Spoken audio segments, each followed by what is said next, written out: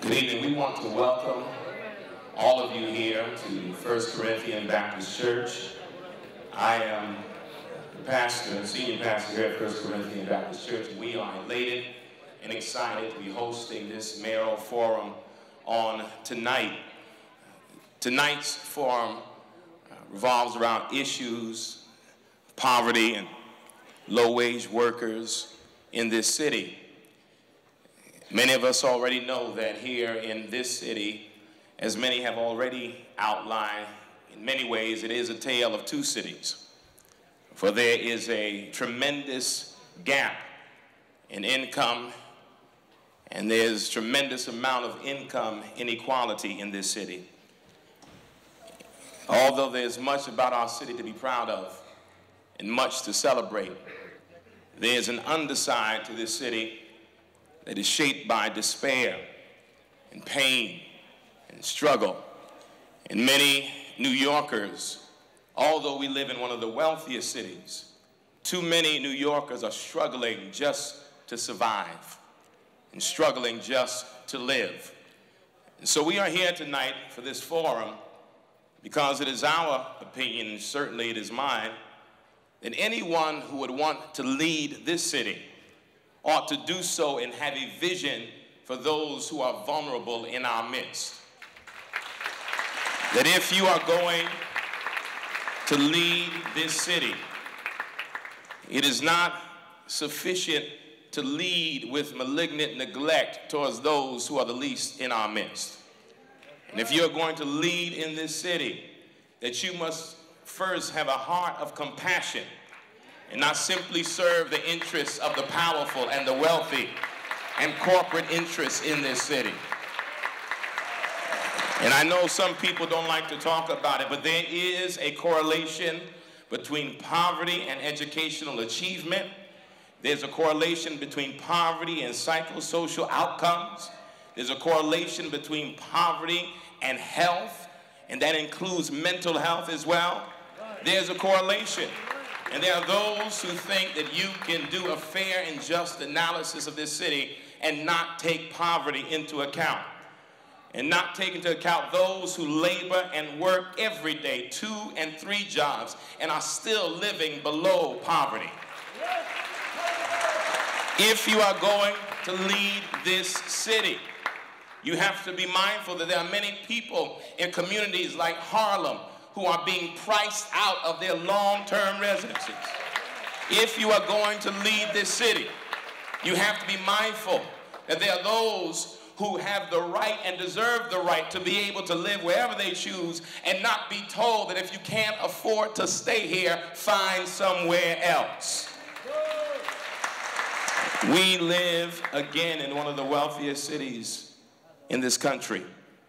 And yet nearly 2 million New Yorkers live below the poverty line.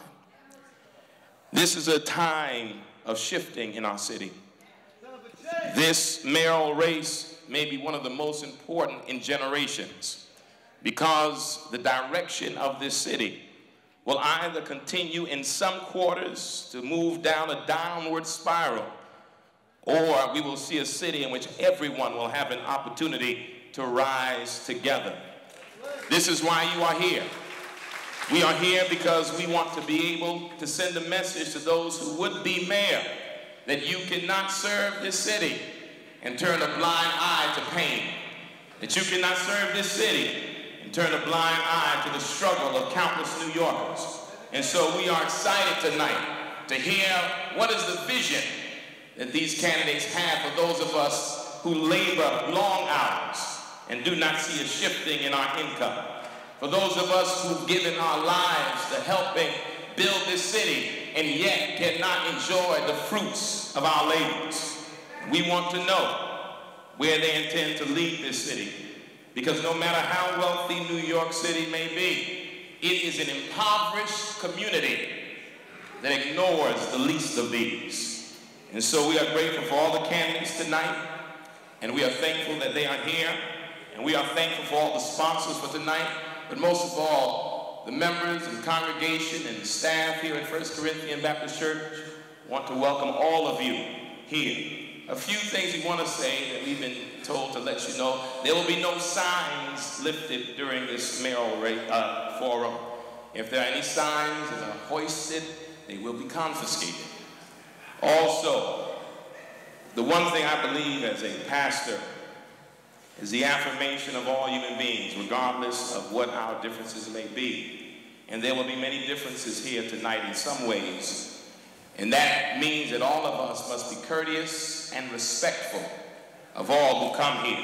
Even if we do not see eye to eye, that is not a reason for any level of disrespect. And so we expect an awesome night, a wonderful discussion, and hopefully a conversation that will push us into the next season in New York City. Again, welcome, and God bless you.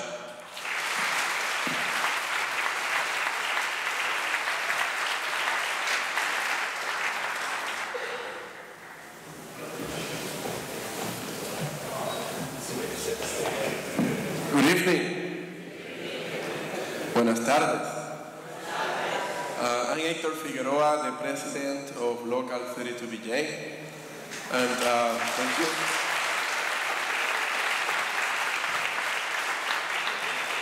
We are very proud to be one of the partner organizations that have put this event today. I've been at different rallies and meetings, so my voice is fading away, so I hope you'll excuse if at moments I'm not totally clear. First, I'd like to thank Reverend Michael Waldron, our pastor here at First Corinthian, both for those words and for being a voice in our community and throughout the city for equality, justice, and for a clear understanding of what the priorities of government and its citizens need to be. So thank you, Pastor, for having us here. I also like to thank our moderator today, WNYC, Brian Leder, has been so kind to agree to moderate the panel. Let's give him a hand. He'll be here shortly. And of course, I want to thank the candidates for agreeing to be here before all of you. But most important, I want to thank all of you, working New Yorkers, community members, union members, members of this congregation, and many other congregations. We are here today to hear from people who want to run the destiny of our city.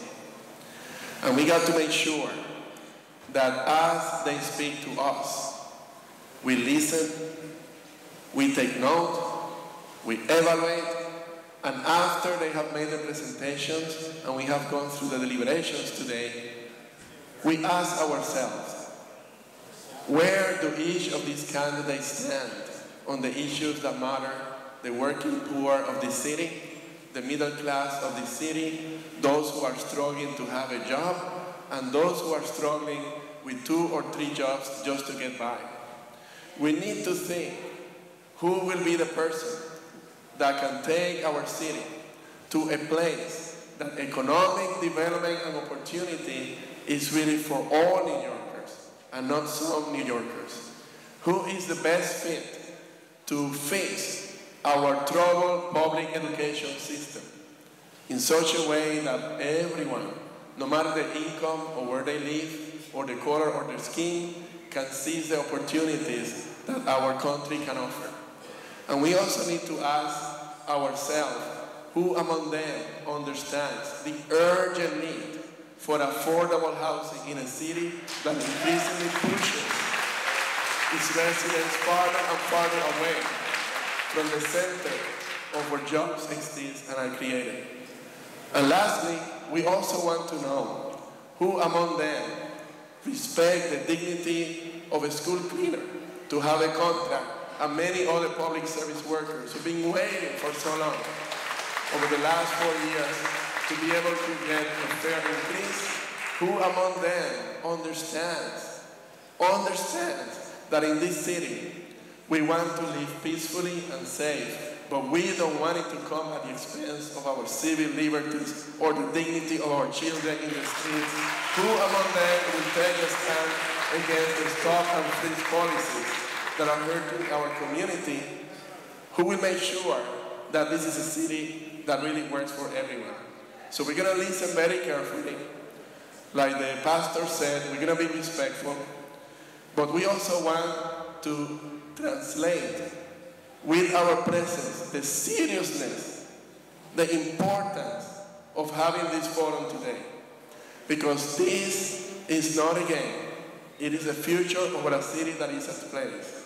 It may be a race, but it's not just a competition. It is a process of democracy for us to engage in ideas and to leave this room decidedly to make sure that every New Yorker participates in these elections, that every voice is heard in the coming elections as well as the primaries, and that we, all of us, make sure that nothing stands between those who want to exercise the right to vote and the ability to go that day and choose our next mayor. So brothers and sisters, I join you today, and I hope that we'll do a great, great event, and that all of you will be active in selecting the best mayor here in New York. And I now like to introduce to you the director of the CSS Service Society, Community Service Society, David Jones, a great partner in this role.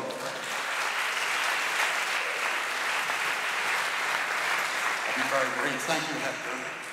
And good evening. I'm Dave Jones, President and CEO of the Community Service Society. Welcome to what is the first of two forums where the candidates for mayor address the issue affecting low-income New Yorkers. This is a part of our effort to inform the public on where candidates stand on critical issues this election year. And CSS will also produce, and actually has produced, a voter guide and post answers to our candidate questionnaires online. It's already gone up today. You can get a first look at the voter guide by visiting www.cssny.org. Vote 2013. We want to hold people accountable, but we want to do it in a proper way. We're also releasing a report that you can get, The Race for Mayor, What's in It for Low-Income New Yorkers, that presents findings, the largest poll of low-income people in the country, and their views about what they want from the next mayor. I want to thank the co-sponsors of tonight's forum, 32BJ, the Center for Popular Democracy, United New York, and City Limits. Let me also take this opportunity to thank all the candidates for coming and acknowledge the following organizations and their workers who are present here tonight. Make the Road New York, New York Communities for Change, and La Fuente. But I was going to make a whole thing about the kinds of issues that poor people are up against. I think between Reverend Walden and Hector, you've heard the framework, and that's just what we want to hear from these candidates tonight. Too often, and we've seen it in the last presidential race, the issue of poverty is not even on the agenda. Now, with income inequality at the highest level in New York City of any place in the nation, with the top fifth of the people earning more than $225,000 and the bottom fifth less than $9,000, we are in a spiral that, if left unchecked, will make our lives a living hell. I don't care what income you are. So tonight, we see this as a first step. Affordable housing, creating jobs, wages, benefits, way into the middle class, an education that isn't reserved just for the elites, that can actually help our young people compete and get decent wage jobs. All of those are up for grabs here. And so we'd like to encourage you as this goes on and this race goes on to take part in this conversation. If you are on Twitter, which I don't understand, my kids do, please use the hashtag #race4mayor to join. It's now my pleasure to turn over things to Brian Lair, our moderator and the host of the Brian Lair Show, WNYC Radio's daily call-in program covering politics and life locally and globally. The show, which airs weekdays from 10 a.m. to noon on WNYC 93.9 FM and AM 820 and WNYC.org, was recognized in 2008 with a Peabody Award, one of the highest awards in journalism. Brian has been a questioner in televised New York City mayoral debates in every election since 1997. He also hosts a weekly television show on CUNY TV. At this point, let's get underway and hear what the candidates have to say. Thank you. Brian?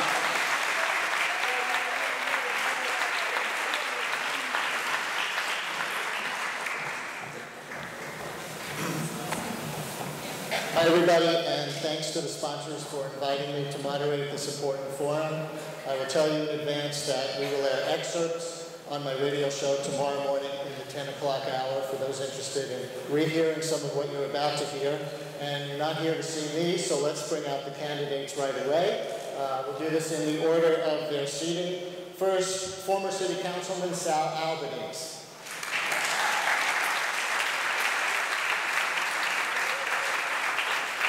And second, former Bronx Borough President and Obama administration official Adolfo Carrion.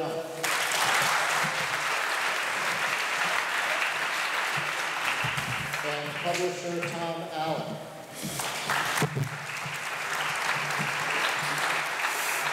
I should mention, by the way, everybody's party affiliation. Sal Albanese is running for the Democratic nomination.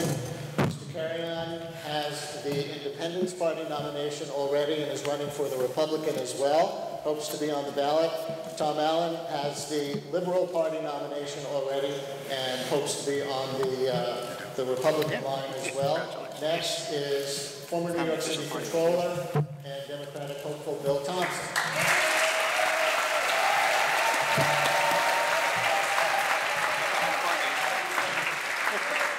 And New York City Council Speaker Christine Quinn.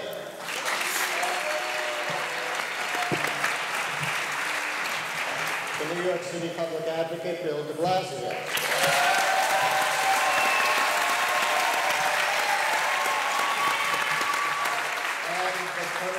Controller John Liu.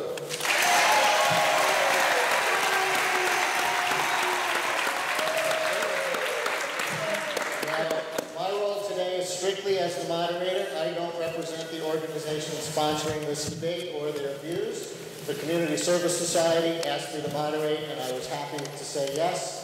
I don't do endorsements, I'm not getting paid, but I hope to help clarify for all of you the positions of the candidates on various issues today, just to help New Yorkers decide who to vote for. It is great to see such a big turnout for this, and I'm sure everyone would like to know a little bit about who's in the room. So the people who cared enough to devote a few hours to this event. So let me ask you all a few questions. Who here lives in Manhattan? Who here among you lives in Manhattan above 96th Street? Who here lives in the Bronx? Brooklyn? Queens? Staten Island?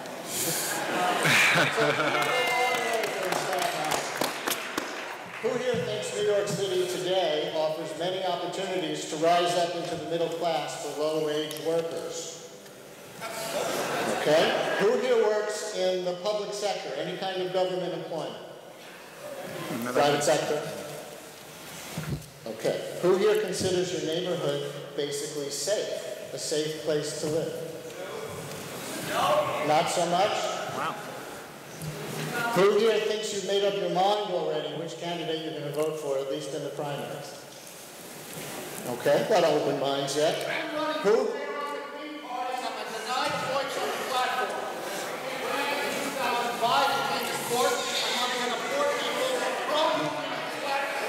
Is that the guy from China? He's back.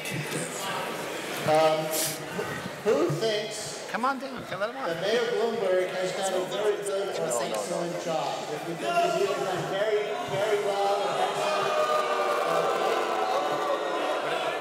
who would move out of New York if you could? Okay? Dedicated New Yorkers. And how many of you think the Jets should re-sign Tim Tebow? Wait, how did that happen? Daryl, read this.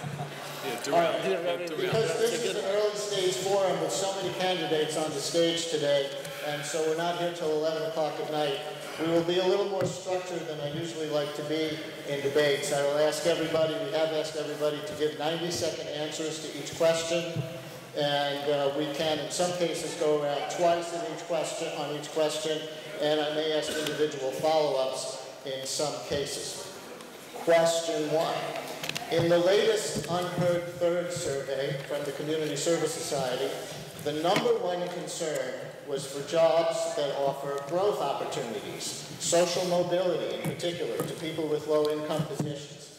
Can you each talk for 90 seconds about how you think Mayor Bloomberg has done on that score and what you would do to meet that top concern? We'll start at this end, Mr. Liu.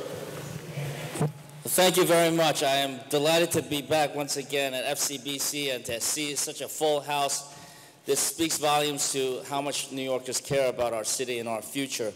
I think that's a great first question because, in fact, this is one of the major changes we need coming into the next year, a change in our economic development policy. This past administration has spent way too much money. They give subsidies to major corporations and large developers with the promise that they're supposed to create jobs. And through my audits, we have found that after hundreds of millions of dollars have been taken, they have created little to no jobs in the process. It's been corporate welfare at its absolute worst. And even in the cases where the jobs are created, so much of the time is about a claim to more jobs and therefore a race to the bottom in terms of minimum wage jobs. This is an administration that fought tooth and nail against living wage for people working on projects that were heavily subsidized by taxpayers. Was that 90 seconds? Wow. Thank you, Brian. Thank you, David, Hector, Reverend Waldron, First Lady, 1 Corinthians, CSS 32BJ. Look, I've often said we're living a tale of two cities. And this is the world that Michael Bloomberg helped to create. There have been policies in this city that have helped to make the rich richer and the poor poorer. That's the core reality. The things that we need to do to address income disparity simply aren't being done. Income disparity, the greatest level we've had since the Great Depression. This is the issue of our times. So we need real living wage legislation, not the watered-down version we got last year. We need paid sick days in New York City. And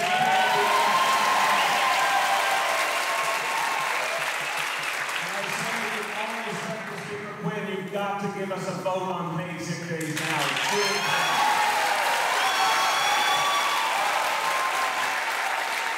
And we need city policies that hold the private sector's feet to the fire. Because John's right, we've been giving away the store to too many people in the private sector, not driving the hard bargain we need to. We could have thousands more units of affordable housing in this city if we asked the developers what would be right to ask, given all that the public sector is giving to them. We need a new deal in this city. Because if we don't change things now, this tale of two cities simply gets worse. And I'll finish by saying this. Some people say if you talk about it, if you talk about these obvious divisions in our community, somehow that's divisive. I say if you don't address these inequalities, we're on an unsustainable path, and this city will not be able to survive.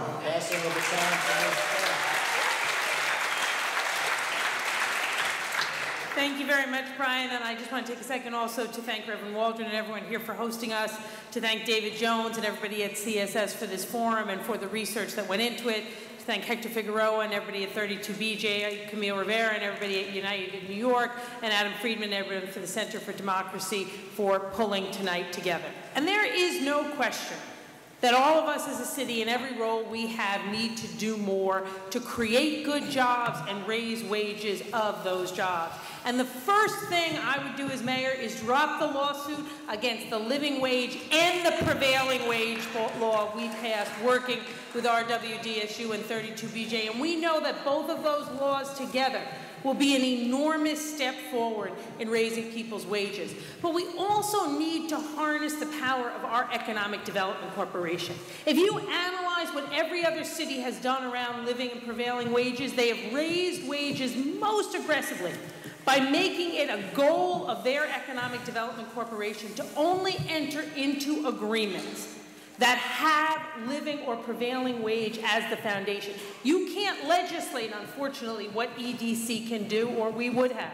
But that is an immediate way that the hundreds of millions of dollars that are going through EDC can be put into creating not just jobs, but good jobs that can help families feed their families, get them the money they need to do everything we need to support New York City families. Now, the other thing... We are at, I'm sorry to say, a minute and a half. We'll have plenty of time to come back. Mr. Thompson.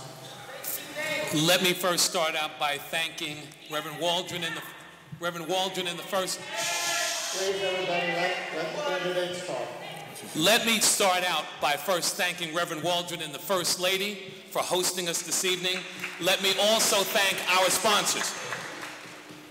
David, Hector, Camille, and all of our other sponsors, thank you for bringing us together this evening. Look, I think it's clear that if we look, the Bloomberg administration has failed the vast majority of the people of the city of New York. After the recession, we've replaced 150% of the jobs that were lost during the recession. But what do those jobs look like? Right now, we are bringing businesses, and let me not just be negative about the mayor, Cornell Initiative and so many other things, we are bringing opportunity to the city of New York, but opportunity for who?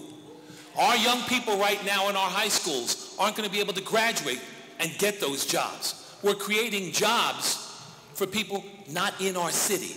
And what we are doing is pricing our working and poor and middle-class families out of the city of New York each and every day. We need to do better. We need to make sure that we stand up and fight to keep our people here. So some of this is also making sure, as we look at lower paying jobs, we create that ladder up. We create job training opportunities that lead to real jobs, not just the play. A minute and a half. Okay. And continue on these themes, Mr. Allen. I want to thank the sponsors and everybody for coming today, because this is an important issue, obviously.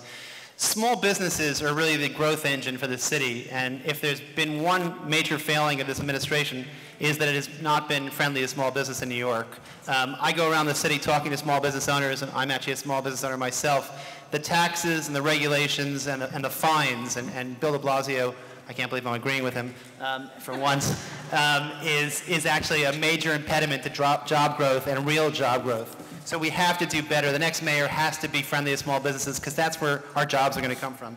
I think the mayor has done, however, well in a couple of sectors like tourism, like high tech, like higher education. I think we have to expand on that. The next mayor has to take advantage of the job growth that's happening in the sectors that can grow. I do believe that the minimum wage has to pass, and we need to push Albany to do that immediately. We can't wait for Washington to do that. And also, again, I agree with Mr. de Blasio, we need to have Chris Quinn bring the sick leave to a vote.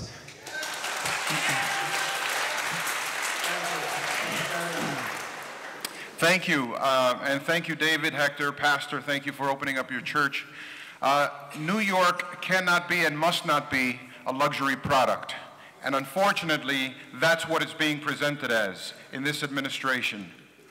I believe that we need a 5-borough economic development program that is aggressive about what I think is the single most important social program, which is a job. We need to generate jobs in this economy, and we need to train the workforce and the kids in the school system to the needs of the marketplace, which we unfortunately haven't done. This is about ensuring that we sustain the bottom rungs of the ladder, in some cases that we replace the bottom rungs of the ladder, or that we put them there because in many cases they've been replaced. They're missing. I think that the mayor has focused on some important areas that we need to expand on. Tourism is one of the biggest economic engines of this city. We had 50 million, nearly 51 million tourists coming into the city last year, about 350,000 jobs associated with the tourism industry. We should set a goal for 70 million tourists by 2015. We need to retool our education system so that we're teaching science, technology, engineering, and mathematics, which are the needs of the new marketplace. And we need to move from just being a fire economy, a finance, insurance, and real estate economy, to being a freight economy, a finance, real estate, information technology economy. Mr. Carrion, thank you very much, Mr. Alvarez. Thank you. And let me congratulate the sponsors for hosting this forum on a very important issue facing the city, facing the country, income inequality. Under my administration, we would focus on several things. First is a good education. It's essential. I have a plan for pediatrics, wellness centers in some of the low-income income communities in the city, because poverty is the major link to learning problems. And we have to do this early on, the first 3 years. I sponsored, people talk about the living wage bill. I sponsored the first living wage bill in New York City, the second in America in 1996, to put $3 billion in the pockets of 70,000 workers, according to the Independent Budget Office. At the time, Mayor Giuliani called it frivolous. So that's the kind of policies I would pursue. We need to develop our infrastructure, our coastlines, our bridges, our mass transit system. Those are the kinds of issues that I want to address, and I will incentivize contractors to hire New York City residents at living wages so people are not mired in poverty. And thank you very much. As a quick follow-up on that round, let me ask quick follow-up questions to a few of you. Am I correct that Speaker Quinn and I think Mr. Allen are the only people on the panel who do not support passing the sick leave bill at this time? I disagree, no. Say it again? I'm in favor of passing it. You're in favor of passing of it? Is anybody else not in favor of passing of it? But can I make one caveat? Yes. I think we need to, coupled with that, give tax incentives for employers to do wellness programs with their employees to make sure that their employees are healthy. So I think that way we won't penalize small business owners, and we'll give them incentives to make sure that their employees can actually stay well. And Speaker, I know you said that you're for it, but not when the economy locally is this weak. How will you know to recover enough economy when you see it? Well, that is not an easy question to calibrate, unfortunately, but it is one we're working aggressively on trying to figure out whether you can find a set of independent triggers to look at something like that, or whether it's something you'll only know as you continue to go on and evaluate as things are moving forward. I mean, there's different factors one could theoretically look at. Unemployment rates, closure rates of businesses, things of that nature, growth rates, and we're trying to figure out all of those in different ways to see what would be the right things to look at in addition to just a more comprehensive picture. Because as has been said, although we have in total number gained the number of jobs back we lost in the recession, we still have an unemployment rate that is higher than the rest of the state and the rest of the country. So is there any metric that you would cite that would trigger it? We are evaluating that. I can't tell you tonight. Yeah, but Brian, there's no research, conclusive research that says that paid sick leave actually is detrimental to the economy. In fact, there are some, there's theory out there. There's theory out there that when you force sick people to come to work, they make other people sick, and the economy is overall worse for it. But I want to challenge the other Democrats in a different way. In the Unheard Third survey, by more than a 3-to-1 margin, New Yorkers said they prefer a mayor who supports policies that help working New Yorkers and their families get ahead over pro-business policies. And I want to ask you, first, Mr. de Blasio, do these need to be at odds? They don't need to be at odds, but I want to speak to the first point. It is precisely in a moment of economic crisis when people are hurting that we need paid sick day legislation passed. That is the fallacy. The fallacy of this is that in a moment of crisis, the government's supposed to step up. In the Great Depression, the government stepped up in Washington. LaGuardia stepped up here in the city. Mayor Bloomberg has looked the other way. On living wage, on paid sick days, on so many other things that would give relief to the people when they need it most. And again, with all due respect to Speaker Quinn, her answer to me is not believable, but more importantly, it ignores the reality on the ground.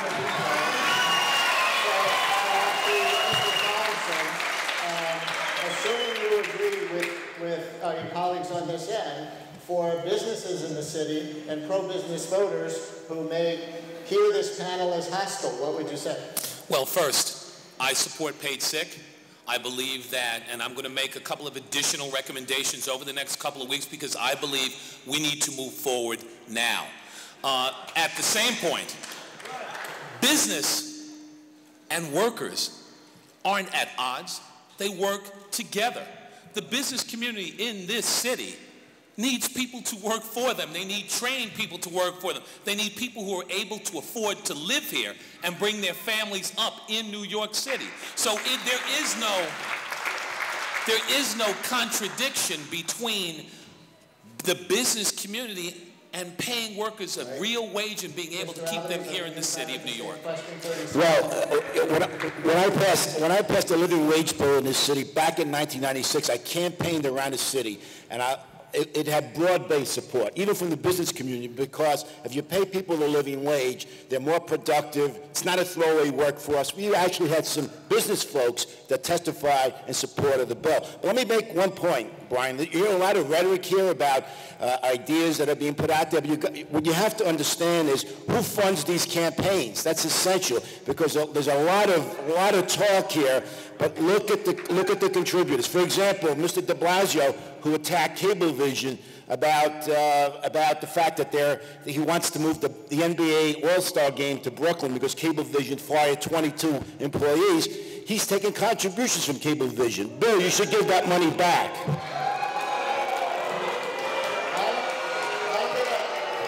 That's hypocrisy.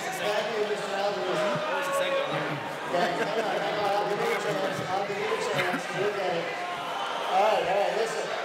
And obviously, that's a question that has, that's a question that has a lot of resonance out here. And it's a question that was on our list for tonight. So we're going to go to that question next and give everybody a chance to say, for 90 seconds, Mr. Carrion, starting with you, who is in your donor base primarily? How would that influence your policies toward the lower income New Yorkers? And if there's anything you want to say about anybody else's donor base, feel free.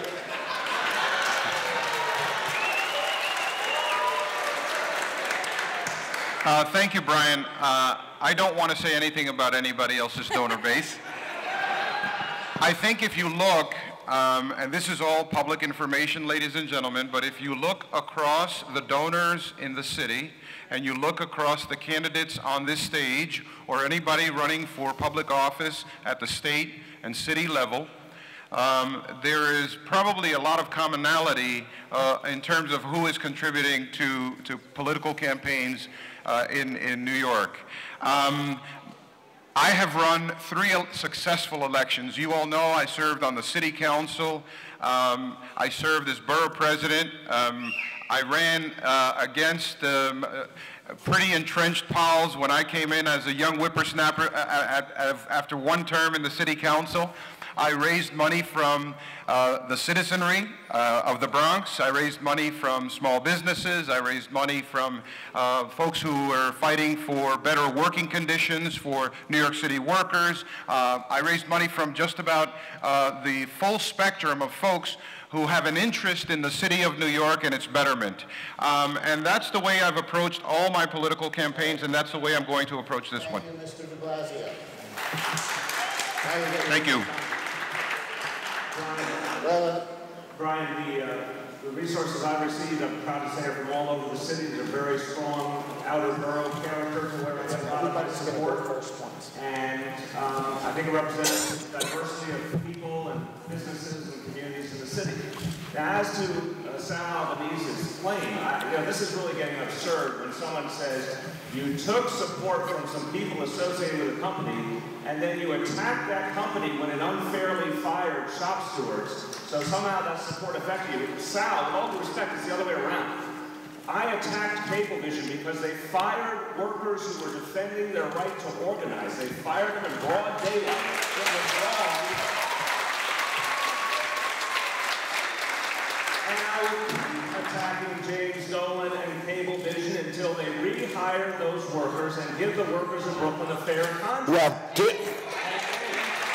I said to the NBA, take the All-Star game out of Madison Square Garden where there's an unfair employer who's trying to repress labor rights and give it to the Barclays Center in Brooklyn. It's about as clear as it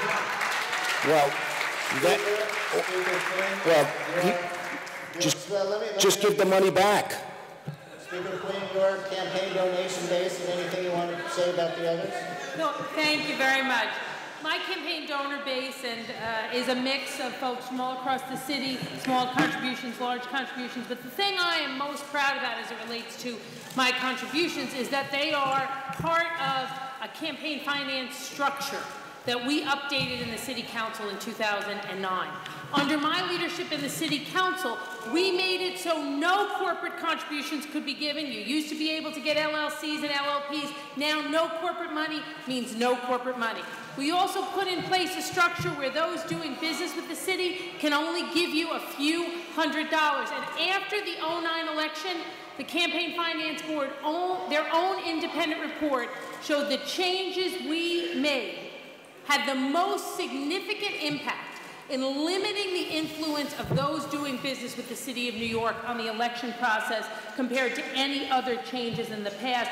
That's something all of us who were on the City Council, and Bill and John were there then as well, should be very proud of, because it has changed and incentivized people to give small donations with the 6-to-1 match. Mr. Thompson.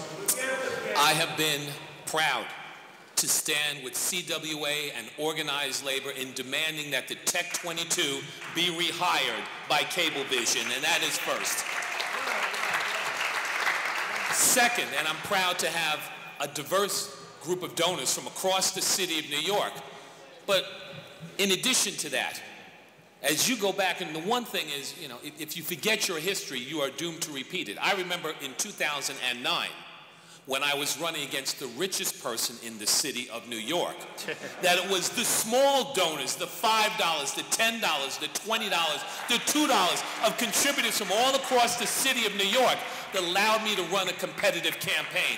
Without the people of this city, I wouldn't have had an opportunity. Without the people of this city contributing in small ways in this election also, I don't think anybody on this stage has a chance. So I'm proud of my donor base and continue to increase it each and every day. Thank you, Mr. Allen.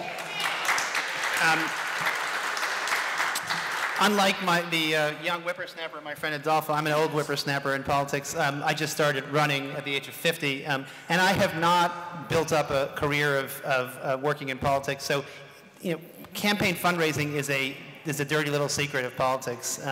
It is very hard. If any of you want to try it, I don't think you should.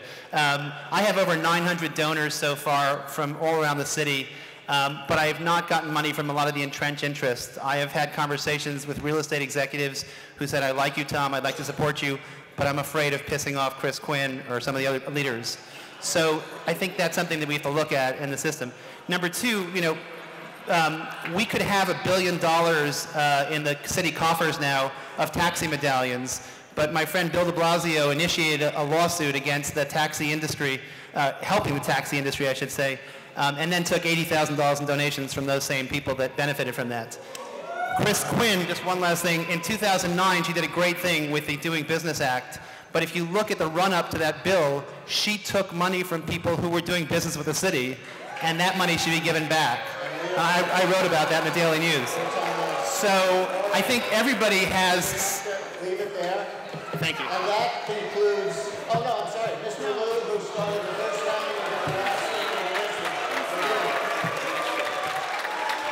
of They say, the so-called experts say that the vast majority of political contributions in the city of New York come from people in Manhattan between 14th Street and 96th Street. Let me tell you where my contributions don't come from.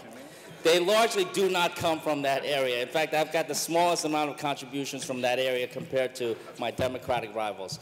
I also have the smallest amount of contributions coming from real estate developers and interests. I've got the lowest average contributions of my donor base.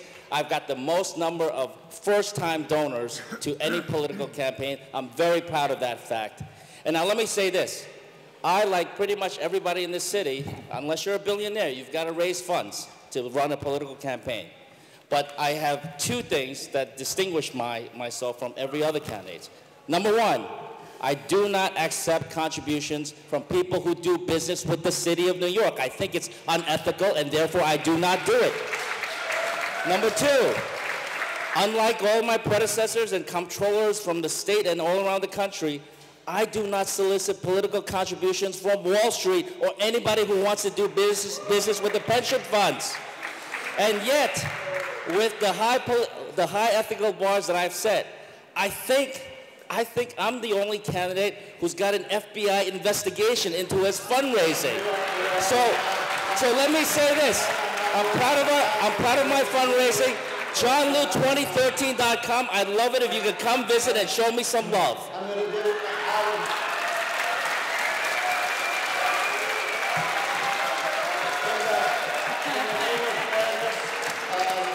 Mr. Albanese, you initiated this round with an attack on another candidate, but it was short, and I'm going to give you 30 seconds to finish up on your own donor base. Well, we have a campaign finance law in New York City, which I helped to author years ago, but it's not a perfect system. Obviously, many of the candidates up here have a lot of money that is donated by people who are doing business with the city from registered lobbyists, and if you get to City Hall that way, you will not be able to run the city on the merits. I am running my campaign based on average New Yorkers contributing from every neighborhood around the city, because when I get there, I want to do things on the merit. Thank you very much.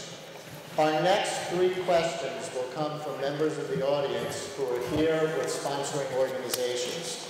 So where is Delroy Dawkins, a residential worker with 32BJ? Where is Delroy Dawkins? Can I get a microphone?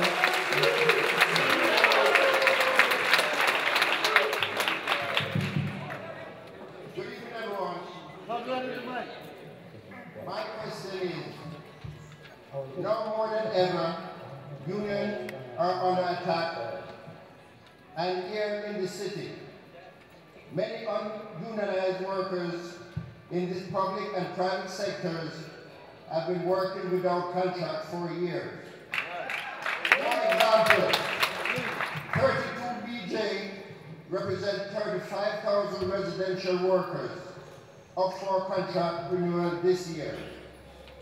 With what will be done to ensure that all workers receive the kind of raises they deserve, both going forward and retroactively, and that their benefits are preserved and protected? Just a few minutes about who speaks when. Mr. Allen, you're going to get the first response here, and we're going to go this way. Go ahead. So if I understand it correctly, what is the city going to do to ensure that we preserve unionized workers? To ensure that all workers receive the kind of raises that they deserve, both going forward and retroactively. Sure. Well, the next mayor is going to have a very difficult gift given to them by Mike Bloomberg, which is no contracts. And that's a $10 billion gift, which is actually a liability. We have to be very careful, all of us up here, in making promises what we're going to do retroactively, because I'm not sure that anybody here can tell you where they're going to get that $10 billion from.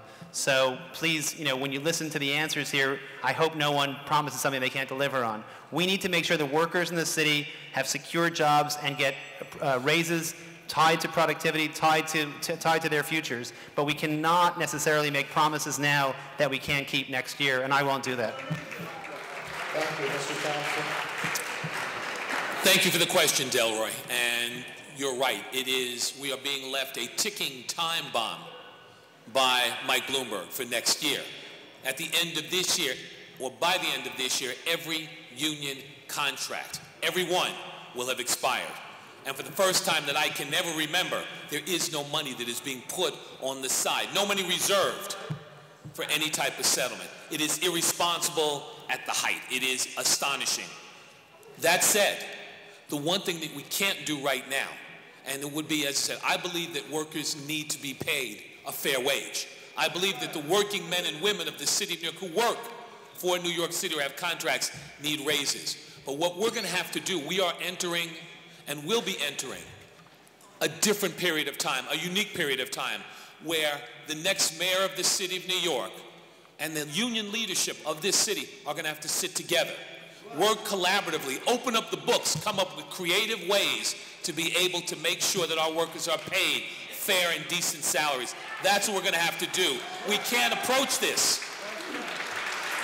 We can't, and for me to sit here and say it should be 1%, 2%, 4% would be irresponsible, and I'd be lying, and I wouldn't do that. But to say that we need to sit, we need to work together, open the books up, and work collaboratively to make sure that we move this city forward.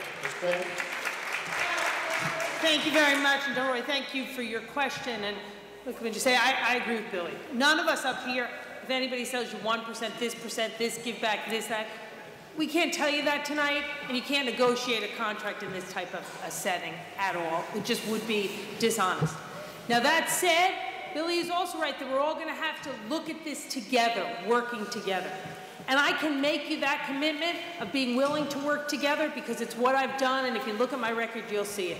A couple of years ago when we had looming 4,100 layoffs proposed of school teachers, I went to the UFT and I said to them, we need your help to prevent these. You don't like the concessions of the mayors? That's fine. Come up with your own ideas and we'll work together to move them forward. And to their credit, the UFT came up with $80 million worth of concessions that changed the tenor of the negotiations, and we in the council were able to save all of those 4,100 jobs because we worked together, just like we're going to have to do on BJ's and everyone else's contracts moving forward. Now, as it relates to 32BJ, I am proud of my record standing with your union, whether it was passing prevailing wage, overriding the mayor's veto, and now aggressively fighting in court to make sure that law gets implemented. Or more recently, in the Build NYC efforts already, having made progress around City Point and Moynihan's group to bring them to the table to treat workers and residents fairly. So I look forward to that success moving forward for all of us. Thank you, Brian.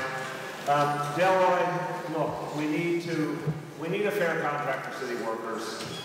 The city employment, the employment of city workers is such a crucial part of our city, of our neighborhoods, of our economy. We've got to find a way to bring fairness to the equation in the years ahead. No one thinks it'll be easy.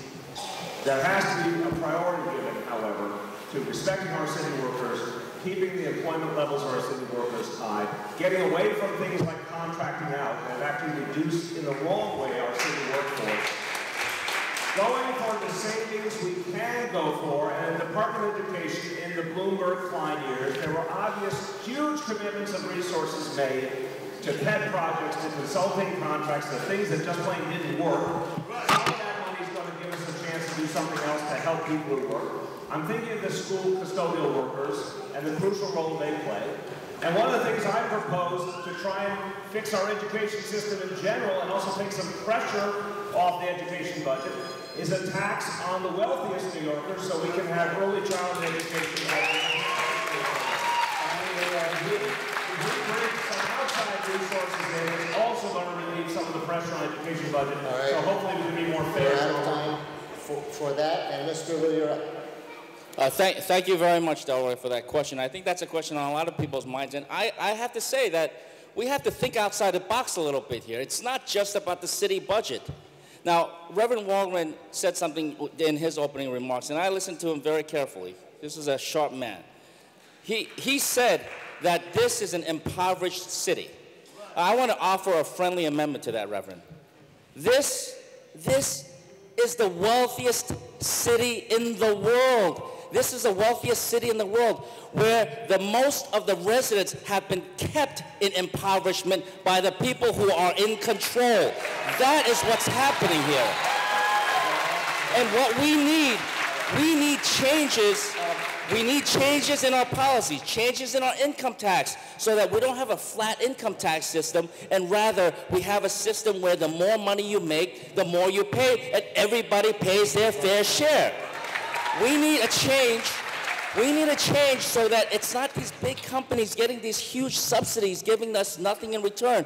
Meanwhile, we're eliminating after-school programs, so then the parents have to pay to make sure that their kids have a place to go after school. It's all about money that's being taken out of the pockets, whether it's less in paychecks or no raises, or actually money that's being charged to people who could least afford it. So we gotta think outside the box here.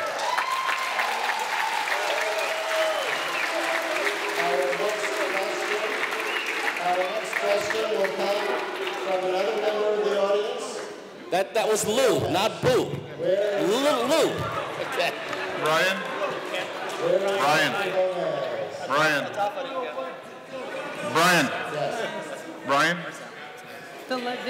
Oh, I'm sorry. Us all the way down here? Mr. Albany, Thank you so much. Mr. Albany. I thought you forgot me. Obviously, everyone here agrees that ability to pay is a major issue when you take office. But the fact of the matter is that New York City employees have done a great job providing great services for the city. The city's a great place because of the job that the civil servants do and the other workers in the city. And it's important that we invest in them. Obviously, the economy plays a major role in all this, and I've seen gaps be wiped out in a year or so. So the Independent Budget Office also points out that the administration lowballs what they have. So I believe we can bring all of the labor folks together and work out an agreement that balances the budget and provides workers with a decent pay. You know, they've barely been able to keep up with inflation. So that it's essential that we keep our employees working and not mired in poverty. And Mr. Carrier. We need good pay, good benefits, and a commitment to stay at the table until we resolve or negotiate good contracts for the best public workforce in the entire United States. And I've been all over this country. I've met workers from all cities across this country. This is the best workforce. But the solution here, the underlying solution to good contracts, to good pay, is a robust economy. We have to make sure that the economy is growing, that tourists continue to come here at the rate that they're coming here, generating the tens of thousands of jobs that push this economy forward. We need to make sure that we have a city that is friendly to the small business community, because if they invest, we grow jobs, more folks are spending dollars in the city, and the city economy is growing.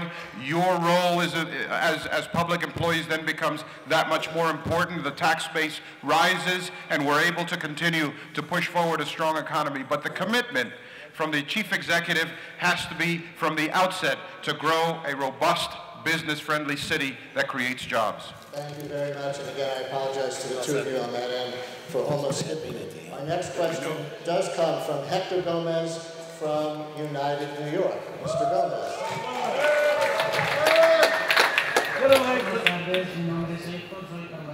And let me ask you to speak up, really belt it out so everybody can hear you. Buenas tardes, mi nombre es Héctor, soy carguachero, si gano 150 la hora y supuestamente ganamos propina, pero nada más nos están dando $3 de propina.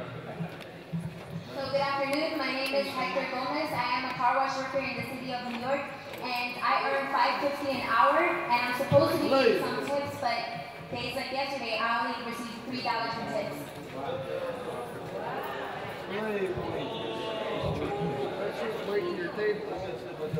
Is there a part two? Y otra pregunta más, quiero hacer cómo van a apoyar a los carguacheros. I have one more question, which is the question for you all is how are you going to support the car wash workers in the city? And just to add to this question, we introduced not too long ago legislation to the City Council, which is the Car Wash Industry Accountability Act. So we wanted to know how are you going to use your powers as mayoral host. Okay, and Mr. Thompson, you'll go first this time.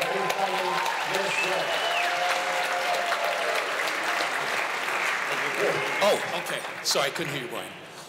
Hector, let me thank you for the question, and thank you for the work that you're doing and standing up and trying to bring fair wages to those in the car wash industry. The first thing is, we have to make sure and seriously enforce. First, the minimum wage has to be increased in the city of New York. That's number one. If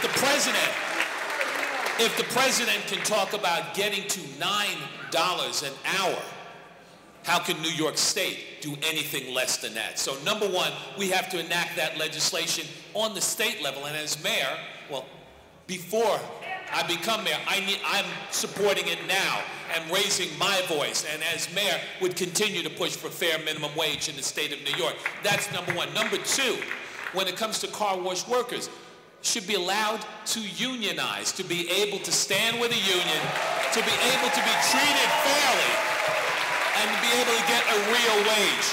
That's second. And then third, the city of New York, when it comes to violations, we need to enforce. We need to be strong. We need to make sure. It's been done before, but we need to hold those owners of car washes accountable for what goes on and for unfair wages that are paid. We need to provide serious enforcement. Thank you. And thank you, Hector, also for the question. And thank you so much, you and the other car wash workers who are standing up, fighting for your right to organize, and at times facing bosses and owners who are illegally and wrongfully firing people. It is a tremendous amount of courage that you and the workers you work with are showing every day. And we in the city government need to meet and match that courage in our support of you. That's why I've been so proud with my colleagues to be bringing in car wash owners before us in the city council to hold them accountable. It's why I was so proud recently with the Soho car wash to be able to work with you and others to get commitments of jobs back. And let me tell you, we will hold them accountable. It's why we're also looking now at how we can use the car washing, so to speak, that the city does. Think of it, police cars, fire trucks, all the other vehicles the cities have, we go to car washes for most of those to keep them clean and keep them in shape. We need to figure out how we use those dollars. They're not contracts, so we have to figure it out to push those car washes, as we've done with living and prevailing wage, to treat their workers correctly, and I look forward to putting those dollars to work, pushing the owners. We're also aggressively right now working with RWDSU, who support, I'm so proud to have, and with others to refine this legislation and move it further forward. We've already had hearings and we're actively at the table negotiating it. I also just want to take a second to thank our Attorney General, Eric Schneiderman, for his work and say we're standing with him. And Mr. De Blasio. Primero, un mensaje a nuestro hermano Hector Gómez. Lo digo hasta la victoria siempre.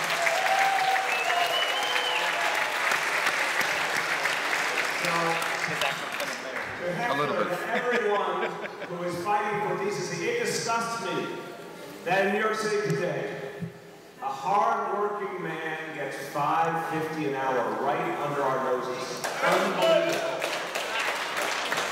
And we have to do everything we can to help Hector and all other low-wage workers to organize into unions. That has to be the business of the city government to help them get there, for the good of all of us. Some people will throw at you, it's not the government's place to get into the relationships between employers and employees.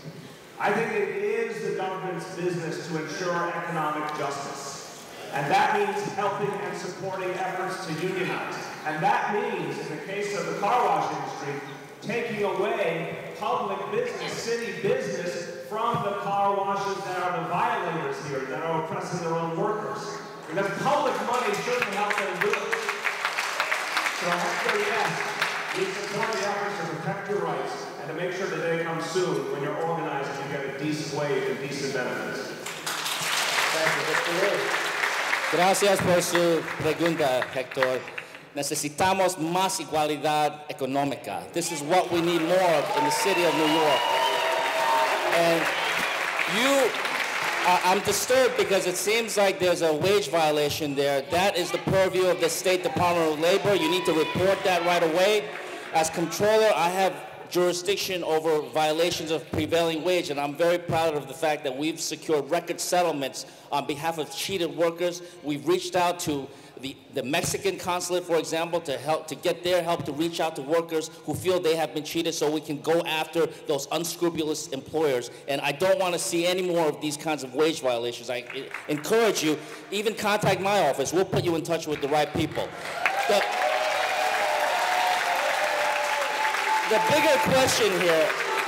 bigger question here is that, as was said before, we do need an increase in minimum wage. Now, I support President Obama and his call for a $9 per hour minimum wage. I support Governor Cuomo and Speaker Silver in their quest for a $9, hopefully on the governor's side also, $9 for New York State.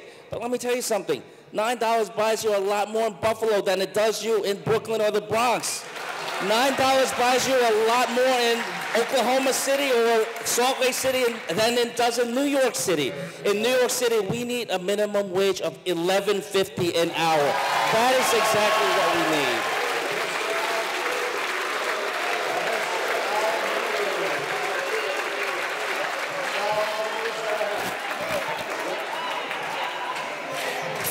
Thank you.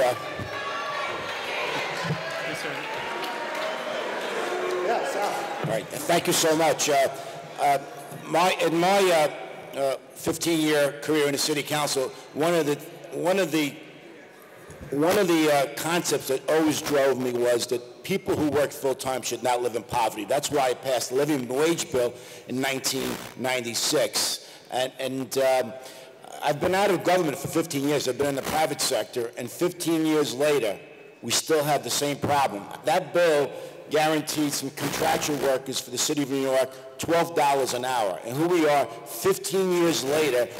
I'm meeting with fast food workers who are being paid $7.25 an hour, who are working full-time, working 2 jobs. It's a disgrace. I don't know what my colleagues have been doing in the last 15 years, but nothing's changed since then. It's about time we raise the minimum wage and pass living wage legislation here in New York. Thank you very much. Héctor, muchas gracias por tu pregunta y sigue la lucha, nosotros estamos contigo. Let me just say, number one, we need to raise the minimum wage, but more importantly, to pull it out of politics, because we go through this little kabuki dance every few years, and unfortunately, it doesn't reflect the reality of the cost of living in a city like New York. I think what we have to do to dispense of the politics around the minimum wage is to peg the minimum wage to the cost of living and be done with it. In other words, not have to relitigate the merits of hardworking people being able to afford to live in a place like New York. For the car wash workers in that particular industry, it is a long and great American tradition for workers to organize and workers to unionize. And I think it is not the business of government to be in your business, but rather to support your efforts as you go through the exercise of organizing yourselves. And Mr. Allen. You know, I think we've got here a great sort of microcosm, and we'll see whether government works or not. I mean, Hector just pointed out something that sounds like it was illegal, and we've got 3 currently elected leaders sitting to my right. I'm curious to see, Hector, who you follow through with and who actually gets action to make sure that what happens to you doesn't happen again to other people. So I applaud John Liu for jumping in, but I hope Bill de Blasio and Christine Quinn do the same thing. You know, again, minimum wage has to be passed. I wrote an op-ed piece in the Daily News last year suggesting that we have a dual minimum wage, $9 for people over the age of 22 and a lower for younger people. We have a youth unemployment problem in this city and in this country. 50% of youth are unemployed, and you know, I know when I was growing up, you know, getting a job after school, getting a job to help pay my way through college was important to me. So I think we should consider, because it looks like it's getting held up in Albany, seeing whether a dual minimum wage would work. Thank you. Now I'm going to do a quick follow-up on this round, and let me ask you each to limit this to 30 seconds. But because there were specific different numbers on the minimum wage that were put out there, and given the audience reaction to Mr. Liu, I want to ask Would any of the others of you go to $11.50, given the cost of living in New York that he cited? And if not, do you think that's an irresponsibly high minimum wage, or what's your reaction? Mr. de Blasio will go down this way. I believe that when it comes to living wage, $10.50 without benefits, $11.50 with, $10 with benefits, $11.50 without benefits is what we need to expand greatly with living wage, meaning where there's city subsidies. Thousands, tens of thousands of people can be reached that way. We did it right. The bill the city council passed did not achieve that. We need to go farther. Minimum wage, I agree with the President of the United States. $9 is a good number.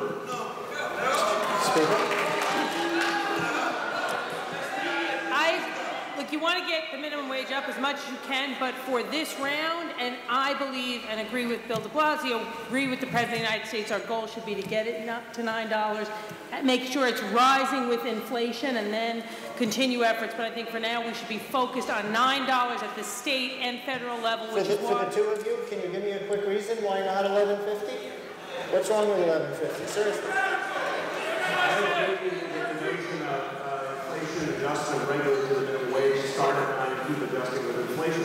I also think we have to make sure there's a maximum number of jobs available for people. We have 9% unemployment in this city, which means for literally hundreds of thousands of New Yorkers, workers and their families, there isn't enough opportunity. So we have to balance that. We want good wages and we want maximum jobs. Same reason? Yes, for the same reason. Yes. Mr. Thompson?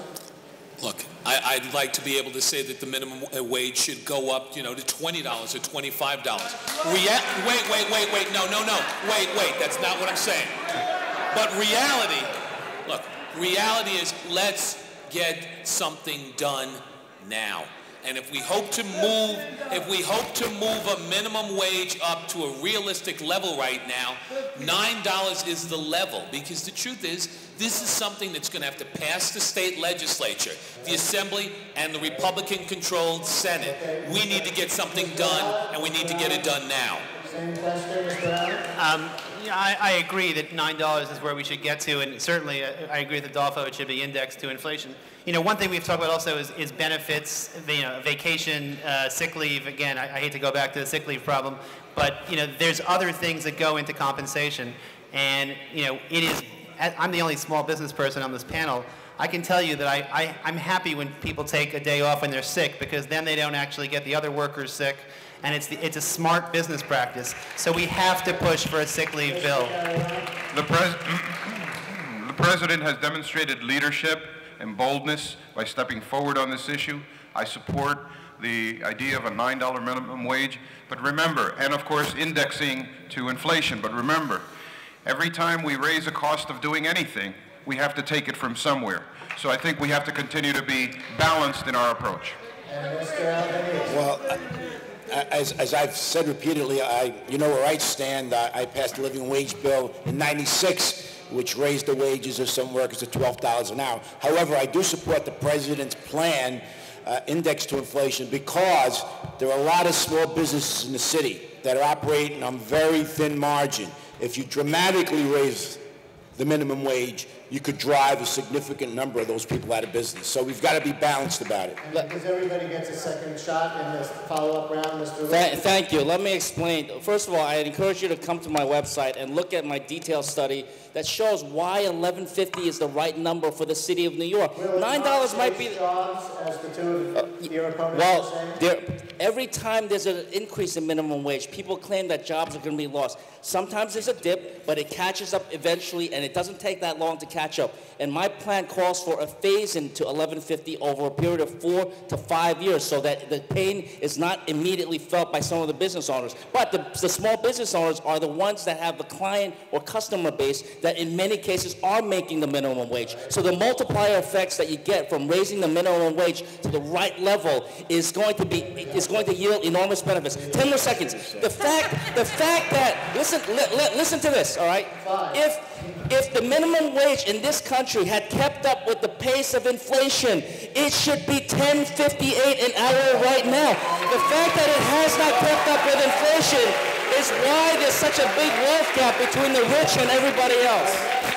And final question before too many closing statements from each of the candidates will come from two members of the audience who will come up together to the microphone there, Maria Vasquez and Itzel Vasquez from Make the Road, New York.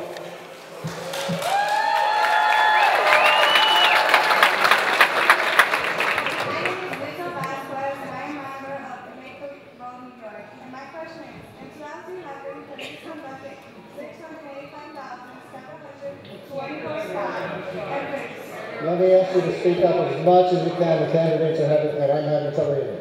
Okay, my name is Itzel Vasquez, and I'm a member of Make the Road, New York. In 2011, police conducted 685,724 and stop and frisk. About 87% of those stopped were Black and Latino, and fewer than 2% resulted in confiscation of their weapon. What is your position on stop and frisk? The question, Speaker Quinn, is about stop and frisk and the high percentage of Black and Latino stoppees. So 90 seconds on stop and... oh, is there a second part to that question? Forgive me, so you can each articulate? Okay, Speaker Quinn, stop and frisk.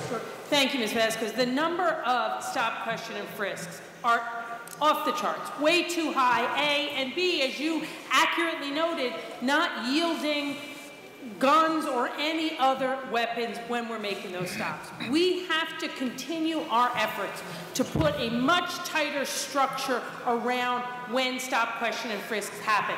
We've become obsessed with the quantity of them and not the constitutionality and quality of the stops. That's why we in the council push to get expanded training in the police department, and that's why right now we are actively negotiating around legislation that will put an even tighter structure around when they can and can't happen, and generally how the police department conducts itself in interactions with the public. I also want to note that through all of the great activism that's happened around this issue, we were finally, with the council's leadership last year, able to get the police department to give prosecutorial authority back to the Civilian Complaint Review Board, which is a benefit for all New Yorkers when they go to CCRB on stop, question, and frisk, or whatever, and that would never have happened without the citywide efforts that have been ongoing, and I look forward to moving forward on our legislative work in the near future. Thank you. Public Advocate Plaza.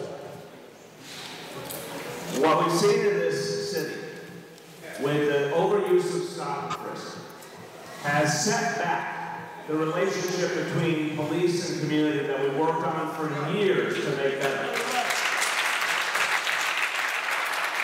Now, I want to tell you, what makes it worse for me is there was never any vote, there was never any public debate. This is something, with all due respect to the mayor and all due respect to Commissioner Kelly, they decided to do without consulting with the people. When the mayor and the commissioner came into office, stops were about 100 to 150,000 a year, the first couple of years. As you heard, they went up to 700,000, with almost 90% of those stopped innocent. That says that not only was the decision bad, not only did it create a division between police and community, it was done without us, which is why we need an Inspector General for the police department. That's real oversight.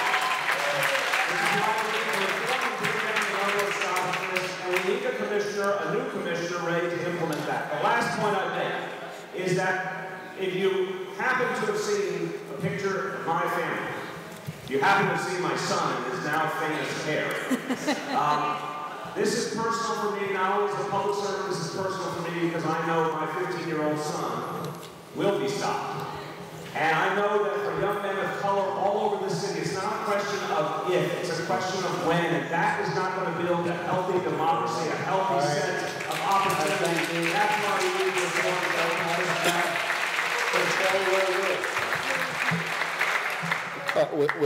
With all due respect to my colleagues here on the dais who have said that stop and frisk needs to be refined or adjusted or mended, no, I disagree.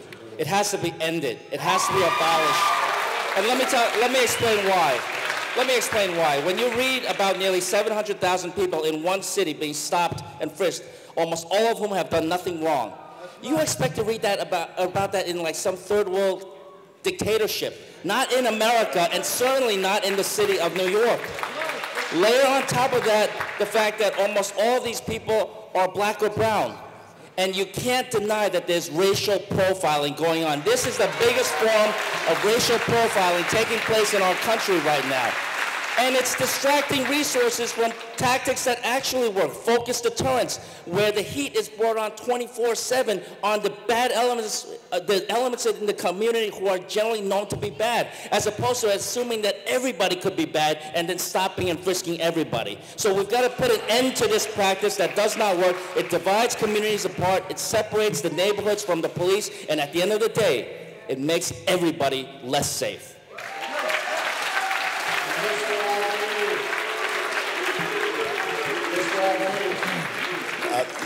We do live in the United States of America, and people should only be stopped for probable cause. The program has created tensions between the police and many communities.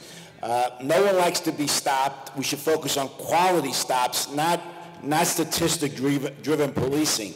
I believe that stop and frisk, constitutionally conducted, does deter people from carrying guns. However, there are three things that I would do as mayor. One is I would drill it into the cadets in the academy what a constitutional stop is.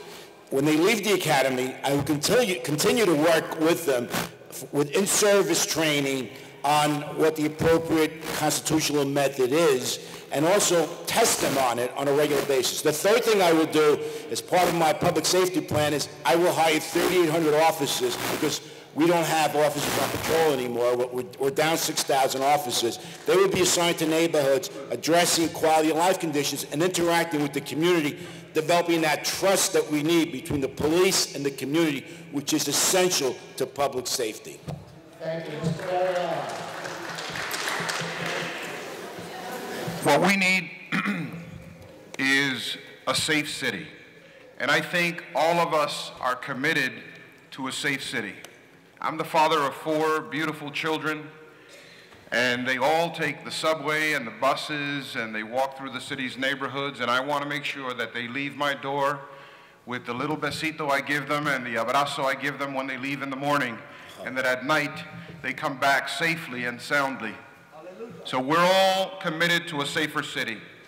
Our policing tactics cannot be built on racial or class profiling. They cannot. And I think that we accept that as a city, and we ought to embrace that as a society. However, we also understand that in order to make the city safer, we have to have smart policing. One of the big breakdowns that has occurred in this relationship is that we're down 6,000 police officers. Look at the increase in crime in the subways where the working class majority of New Yorkers commute. There is no longer the ability for us to have a beat cop in the neighborhood that has a relationship with our families and our kids, and we need to restore that. We need to hire more cops. And as it relates to the stop and frisk, here's the big element. Here's the big element. Stop, question, if necessary, if absolutely necessary, frisk, but most importantly, respect. Put respect back in the relationship. I grew up in New York in the 70s and 80s, and for those of you who lived here then, we had over 2,000 murders a year. So I think one thing, I agree with this panel, obviously, we have to make sure that we don't overuse stop and frisk. But let's not forget, this is the safest big city in America for the past number of years. And I think, everybody who bashes Ray Kelly or even Bill Bratton, I think those two men are heroes of this city, and I think we have to be careful not... you can say, I know it's not a popular sentiment, but we have a safe city. I'd rather have my teenage son frisked than to be out there with guns on the street.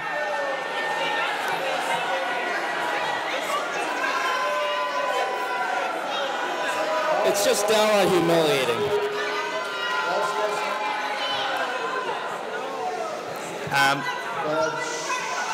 Please. Let's let him speak. Come on, folks.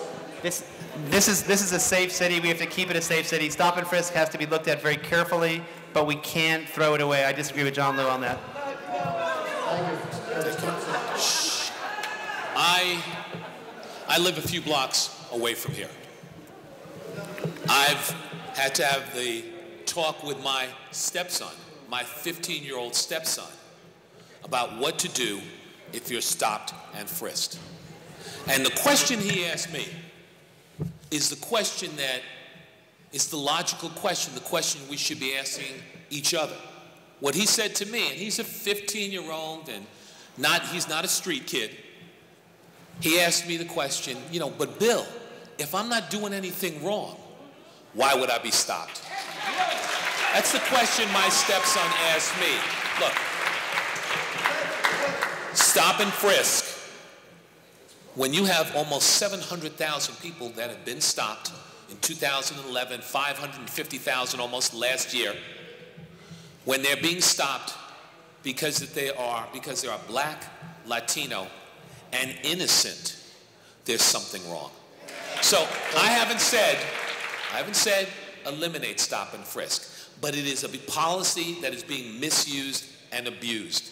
And we need to make sure that it is a useful tool, but we have to stop the way it is being used now. We have to. I'm going to do a quick follow-up round on this question and flip the script, because the Community Service Society's Unheard Third survey that just came out finds that among the lower third of earners in New York, reducing crime and drugs and increasing public safety was the #2 concern, right behind those jobs, right behind the jobs that provide social mobility. And that stop and frisk as an issue was one of the lowest ranked priorities. So I'm going to flip the script, one of the lowest ranked priorities. So I'm going to flip the script and just ask you to go down the row real quick, 30 seconds each, and just say, now that you've talked about police excess, what you would do to enhance public safety in the city at the same time as you were dealing, however, with stop and frisk. So let's just go in the same order that question was in. Christine Quinn, you'll get the first response, 30 seconds only. Absolutely. I think we need to, as soon as we have the resources, expand our police department. I actually think that more police officers will keep our city safer and be another way to reduce stop, question, and frisk, because every officer's out there isn't going to be under such constant pressure, 1. 2, we need to find ways to make CompStat even more comprehensive, so we're not just looking at raw numbers of what police officers are doing or not doing, but drilling down even further to see what is the actual result of the interaction. 3, I think we need to build on some of the things that Ray Kelly has put in place. Like, for example, he took all the special victims units in the city and put them under one umbrella, really helping us finally head sexual assault numbers in the right direction. 30 seconds. How do you make the city safer? Let me offer a radical thought that will not be smiled upon at the New York Post. Civil liberties and public safety must go together. They are not opposed ideas. If we don't get civil liberties right, if we don't get the relationship between police and community right, you can't have sustainable public safety. So the fact is that the people in the survey, Brian, who care deeply about public safety should care about changing stop and frisk. They should care about keeping the police department certainly at the level we have it now, no lower in terms of strength and force. They should care about things like focused deterrence and gang intervention, but it all goes together. They've got to end stop and frisk, because it takes a huge amount of resource to be stopping so many hundreds of thousands of people, none of whom, or almost none of whom deserve to be stopped. And what it's doing is it takes away resources from strategies that have worked in other major American cities who have seen crime reductions and don't have stop and frisk. Let's borrow those strategies, focus deterrence, make sure you put the heat on the bad elements. And you know what? The fact of the matter is, have continuing stop and frisk where it has divided communities and separated them from the police. It's making everybody unsafe. I spent 15 years in the Public Safety Committee. I know a lot about policing. I'm the only candidate who has a plan that you can see on my website about how to keep the city safe, because as I travel around the city, People are complaining about low-level drug dealing, speeding in the neighborhoods, noise complaints. Quality of life conditions need to be addressed. That's why I've called for 3,800 officers to be assigned on patrol, to deal with the community, establish rapport with them. And also our transit system and our public housing also need officers. So I've allocated a number of officers to those areas that are being ignored by the shortage of police officers. Very much, I believe the best social and public safety program is a job. I think if there are economic prospects, if there are prospects for work, we have productive communities, people are making better choices. If we have a stronger education system, people are making smarter choices. So we need to have a robust economy in the city with prospects for climbing the ladder.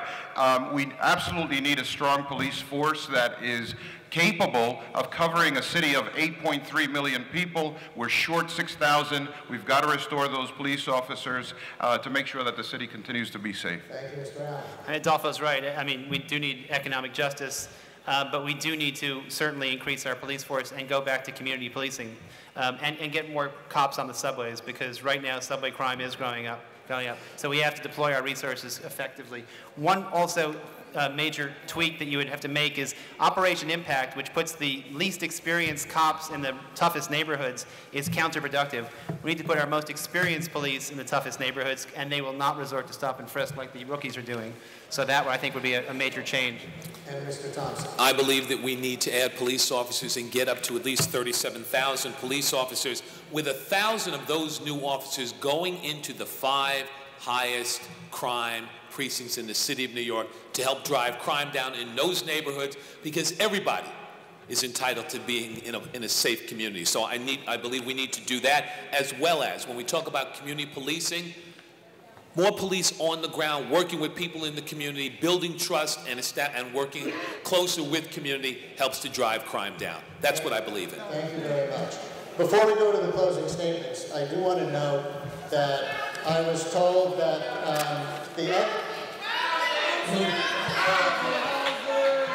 everybody want to stay for a quick round on housing?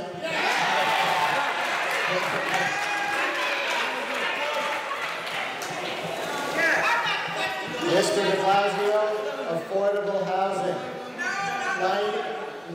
90 seconds. How will you treat? What we're doing right now in this city is we are building all the time, but not demanding of developers the amount of affordable housing we need. We're giving away a lot of public value. We're not getting back the affordable housing we deserve in this city. We're also not using our pension fund dollars to build affordable housing like we could. 1% of our pension funds are being put into affordable housing investments that not only yield a good return for our retirees, but build affordable housing we need desperately and create jobs. So that's a tool we're not using. It's a tool the mayor, by the way, doesn't believe in using for affordable housing. People all over the country, cities, states all over the country are using their pension funds to greatly increase the amount of affordable housing. We've got to change the relationship between New York City and the federal government again. It's going to take time. But we don't get federal support for affordable housing, for infrastructure. We're not going to be able to take care of our people.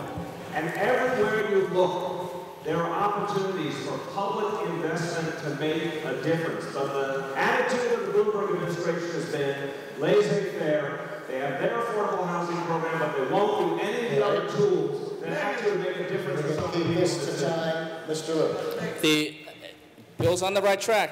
You know, let me give you some specifics here. The mayor has proudly claimed that he's rezoned 40% of this city during his administration. That is true. But in almost all of the rezonings, and therefore the huge increases in property values that come along with the rezonings, he's given away the store. He's basically given it to the developers and the property owners. He's made rich people filthy rich in the process.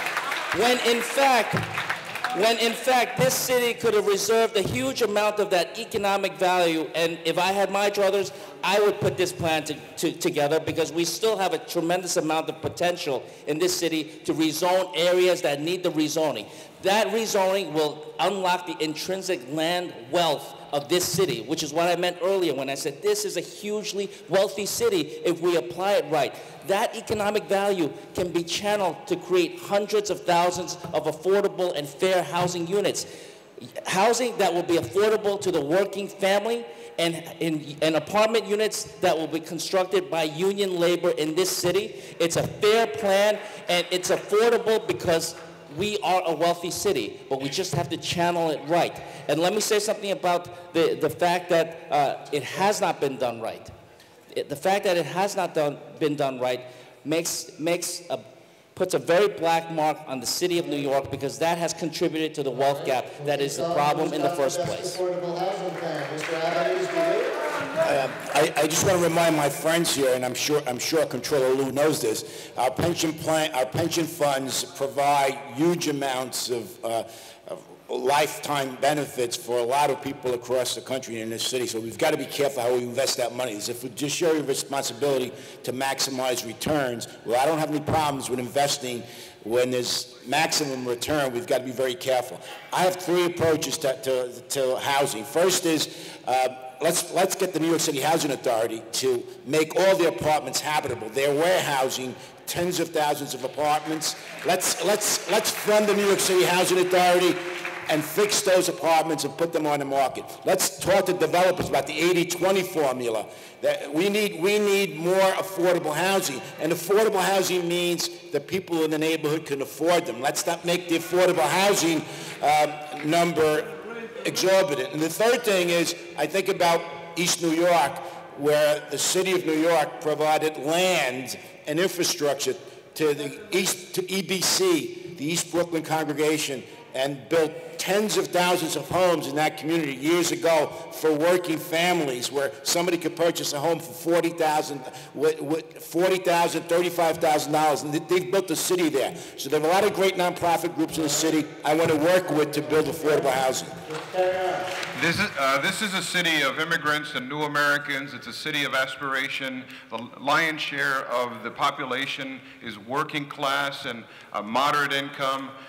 We need to obviously grow the middle class. I always talk about the notion that we need to be able to come here and in one generation enter the middle class.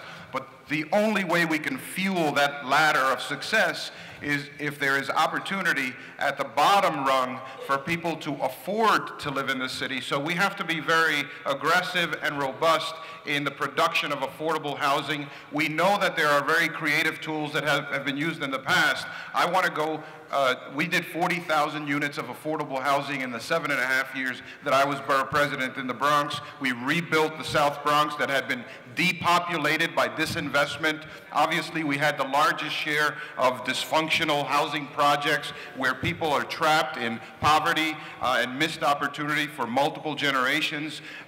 What we need to do is use the power of the executive in this city and begin to upzone and create larger envelopes for development opportunities around the transit hubs in the city. So we create green, transit-oriented opportunities for quality living spaces around transportation so that people can get to and from work and provide for their families. Thank you. Mr. Allen.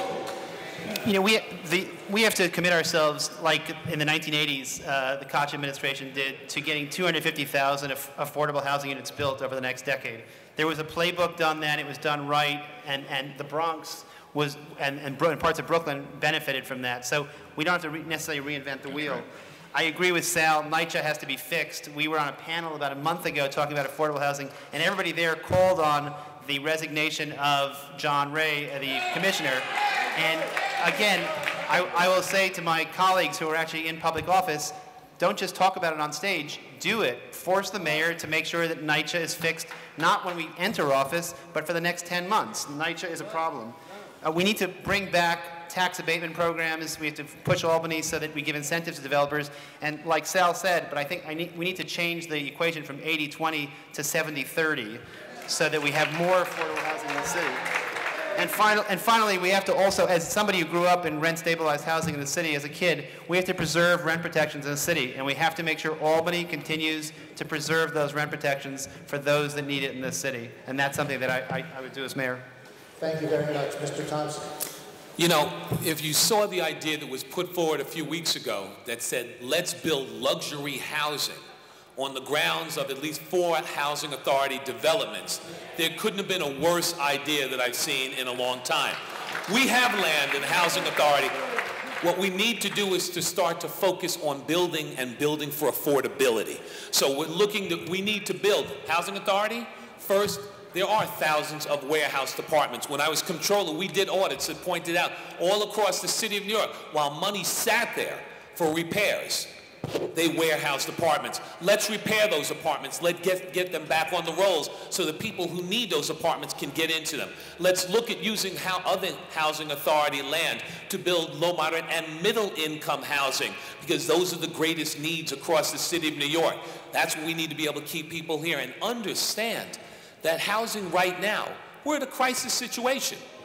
People are commuting in from 100 miles away each and every day because they can't afford to work or live in the city that they work in. We need to be able to treat housing like the crisis that it is. Start to tie, if you're going to create tax breaks for construction, tie that into affordability. Again, that's what should drive our focus. Building housing for the people who live here so that they can stay here and bring their families up and help to be able to have a good, and our seniors also, absolutely. So we need to make sure that we build housing for the people who live here so they can stay here. Thank you very much, Ms. Quinn. Thank you. There is no question in my mind that the lack of affordable housing and the quality of the affordable housing in our city is one of our biggest challenges. My first job in New York City was that as a housing and tenant organizer. And right now, we need to put in place to deal with this looming crisis a multi-pronged response. It absolutely means getting every NYCHA apartment a tenant in it, but making NYCHA livable, a quality place where repairs are done and kept up to code. It also means expanding the affordable housing we are building as a city. That's why in my State of the City speech a few weeks ago, I proposed a $300 million commitment from the capital budget to expand affordable housing targeting working and middle-class families across the city. It also means we need to upgrade the affordable housing that's out there and erase from our minds the idea that affordable housing means substandard housing. We need to update the housing maintenance code to make it a more aggressive set of laws. We need to build on the safe housing law that we passed in the city and the underlying conditions law that we passed in the city. But there is another looming crisis right now. In neighborhoods like this and across the city, there are 100,000 units of rental properties that were over-leveraged during the real estate boom.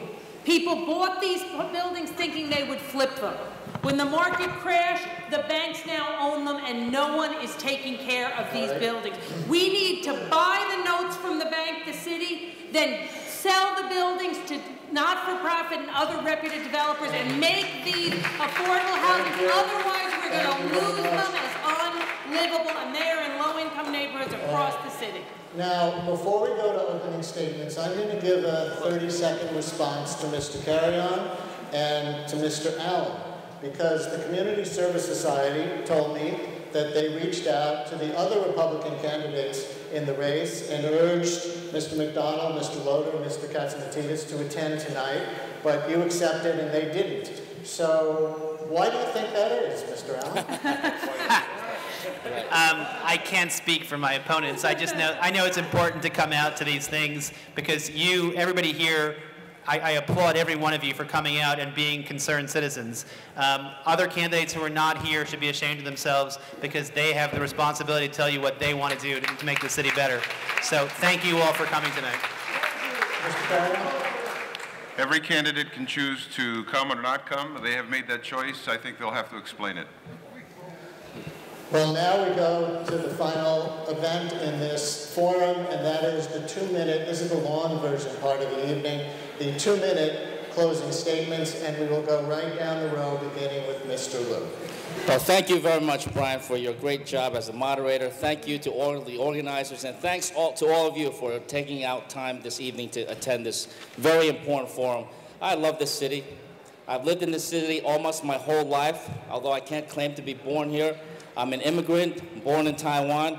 My neck is still stamped made in Taiwan. And I had a chance to come to this city to pursue the American dream. Now, running for office was never something I ever imagined I'd be doing growing up in this city.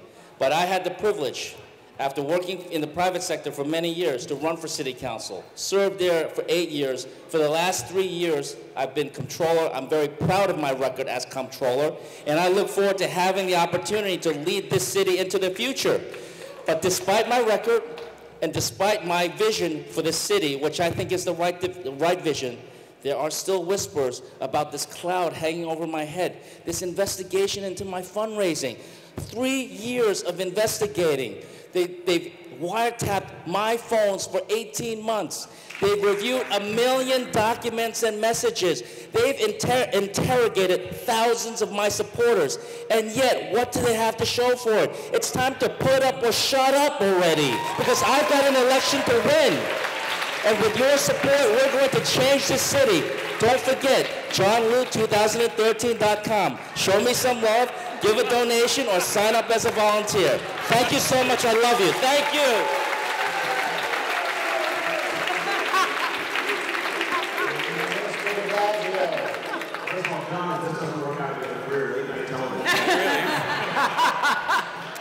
Let me do my Brian Lehrer impression and ask everyone, if you have a public school student, a New York City public school student in your family, raise your hand. Raise your hands. Okay. I've had 2 in my family, my son and daughter. And if elected, I would be the first mayor in memory to have a child in our public schools while serving as mayor. And I think that is a profound difference of perspective. I think the perspective we need going forward is based on neighborhood, is based on family, is based on what public school parents go through, and all parents go through in this city, how tough it is to be a parent in this city, and the kind of help they need from their city government, whether it's paid sick days or living wage, or the kind of things that will uplift us economically, or whether it's a school system that actually works for every child. Because if we're going to address income disparity, if we're going to address the issue of our times, which is economic injustice, we have to fix our school system.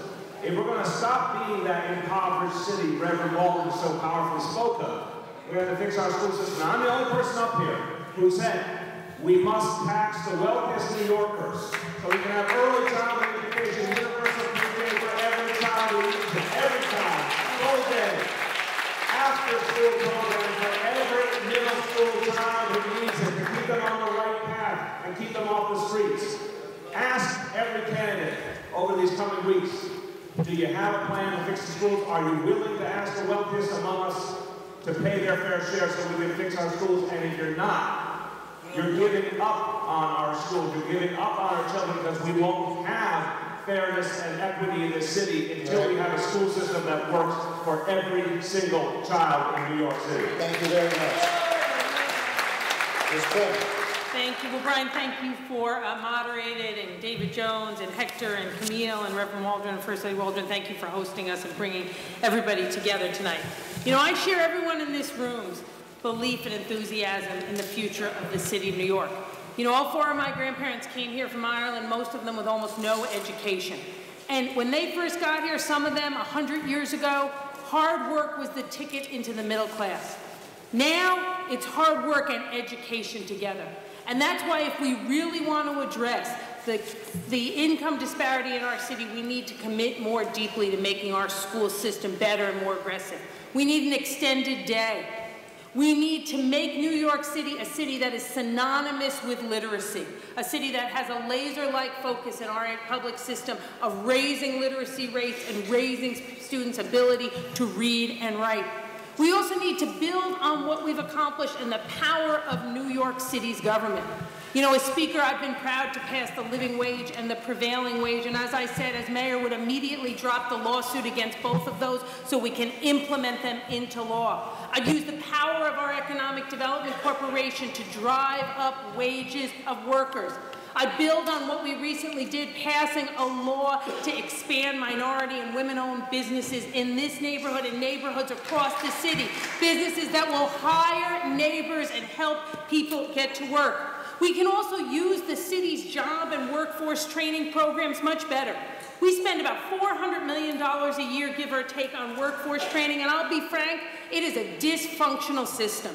Often training people for jobs that don't exist anymore and not giving people the right type of training they need. We cannot, without spending another penny, get that right and get people into jobs that exist. And one of the places we need to focus most quickly is in healthcare.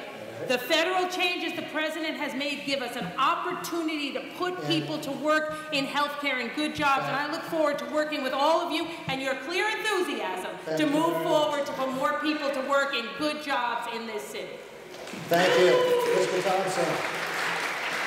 Brian, let me thank you for being a moderator this evening. Let me thank Reverend Waldron and the First Lady for again hosting us. This is at least the second time we've been here to talk about the future of New York City.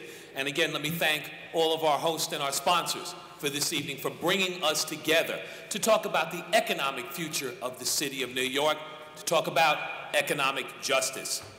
You know, in 1917, my grandparents came here from the Caribbean, finding and following the American dream, looking to build a better way of life for themselves and for their families. My father, my mother, had the opportunities of this city and were able to move into the middle class and able to provide for their family. This city has given me so much. I'm a lifelong resident. Live in Harlem right now, spent most of my life in Brooklyn. And I had the chance, too, to bring my family up in this city.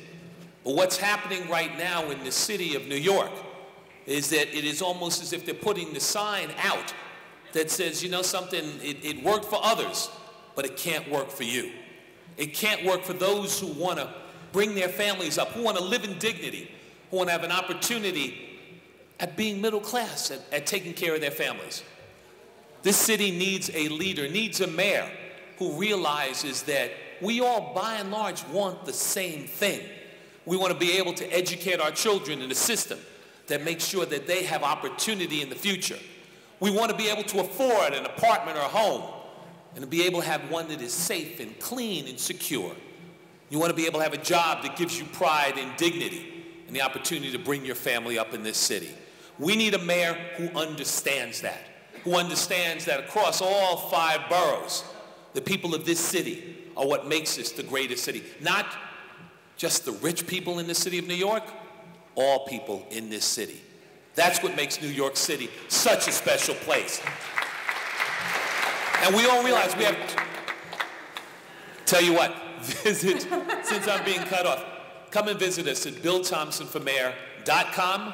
Join us as we help to move New York City forward and make it the best and fairest city for all New Yorkers. Thank you. Mr. Allen. I too want to thank all the sponsors and for everyone coming tonight, and also to Brian for being such a great moderator and cutting us off so politely. I'm the son of immigrants. My parents came to this country in the 1950s as Holocaust survivors looking for a better life for their children.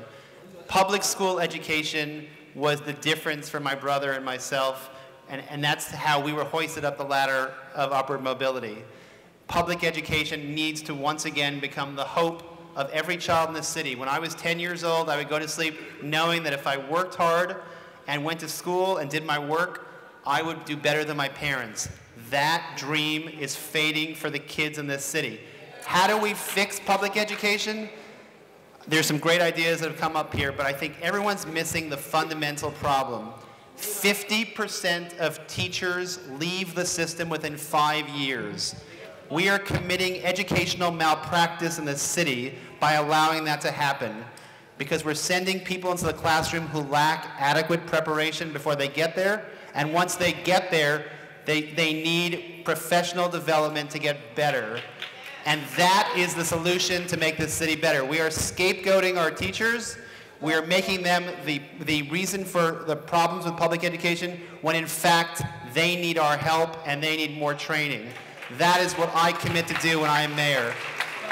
We need a mayor who understands public education, who's committed to helping the teachers of the city and the principals of the city, who have to become instructional leaders and not building managers. So finally, if you want your kids to do better, you need to elect a mayor who understands how to reform the education system and be the true education mayor and make the city a better place for our children. Thank you very much. Thank you, Brian, and thank you to our hosts for organizing this event and the opportunity to express our ideas and thoughts on such an important set of issues. I believe that we have a trust and confidence deficit that is at crisis proportions here in New York City and across the country. And the reason, the evidence of that is, if you look at the voter participation rates in our last mayoral election, in 2009, 3 of every 10 voters came out to vote for mayor. 3 of every 10 voters came out to vote for mayor of New York City and decide who the leader of this city would be, that would set the priorities for education, housing, and economic development and jobs strategy, our competitive position in the national and global marketplace, our safety and security strategy. 7 people stayed home, the lowest level since 1969. I am running for mayor to wake up that sleeping giant of New Yorkers who need to help us take the reins of our future and decide our leadership in this town. One very wise man once said, "Bad officials are elected by the good voters who stay home." We need you to come out and vote and take the reins of the future of this city, and I am the person to help you do that. Thank you very much. Thank you. And Mr. Albanese. Thank you, Brian, and great job moderating. I want to thank all the sponsors for this event tonight and all of you for coming out to discuss a major issue facing the city. How do we make New York City work for everyone? I came here as an immigrant at 8 years old, grew up in Brooklyn. My mother raised me on a garment worker's salary. The public schools, the libraries, the parks, the sports programs, all services that the city offered elevated my family from the working class to the middle class. I want to do the same thing for future generations. I spent 11 years as a public school teacher. I know from being on the ground what it takes to reform our schools, and I have a plan to address early intervention. I'm talking about when kids are born, particularly in inner city neighborhoods where the sting of poverty causes serious developmental issues that cause our children problems when they come into our schools at 5 and 6 years of age. My ideas of pediatric wellness centers in some of our low-income neighborhoods will certainly bring dividends to this city going forward and help to reform our schools. I spent 15 years on the city council with an unblemished record of independence. From gay rights to the living wage bill to term limits, I always voted my conscience. Now, you'll hear a lot of ideas put forth here tonight, but the bottom line is, let me make this perfectly clear. If you get elected, indebted to special interests, you will not be able to make decisions on the merits. What really counts is who's funding your campaign, where the donations come from. I'm running a campaign based on attracting voters from every neighborhood in the city so I can make decisions on the merits. I'm the only person up here who's not a career politician. I'm the only person you can count on. Excuse me. The only person you can count on to make decisions based on the merits. The only Democrat. To make decisions. I believe with your help and your support, we can build a better New York. Thank you.